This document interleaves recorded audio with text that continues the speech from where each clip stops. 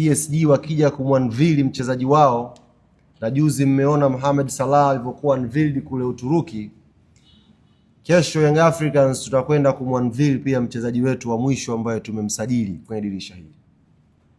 Kwa hiyo wana Yanga, hafla hii itakuwa pale KMC Complex. Tukio litaanza saa 10 kamili jioni. Yaani in short, kutakuwa na Yanga Day nyingine pale KMC kesho.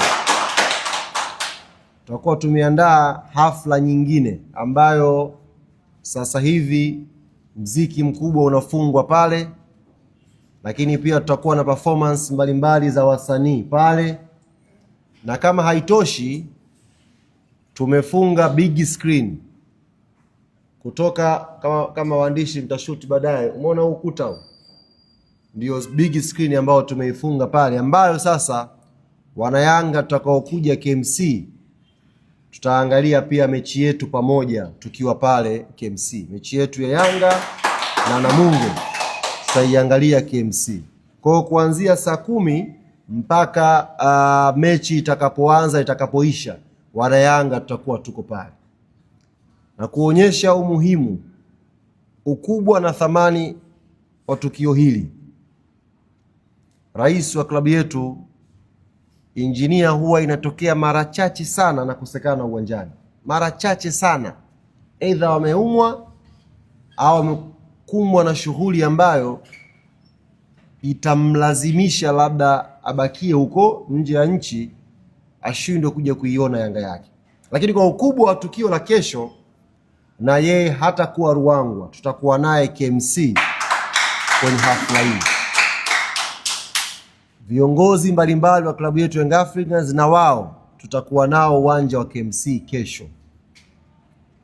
Hafla itaanza saa 10 mpaka mechi itakapoanza, na tutaiangalia mechi kwa pamoja pale pale KMC.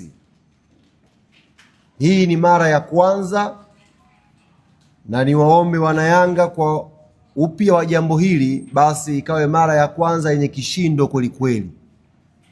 Afrika na dunia ikaone namna klabu ya Yanga inavyokwenda kufunga usajili wake kwa kumtambulisha one of the best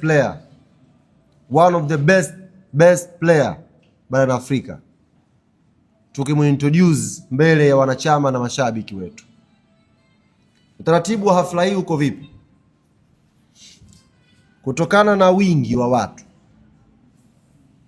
tukapendelea na sababu za kiusalama angalau tuwe kiingilio kidogo, ili watu ambao watafanikiwa kuingia kusiwe na bugudha ya watu wengi, tukashindwa kucontrol usalama wa watu pale. Kwa hiyo kiingilio ni shilingi 2000.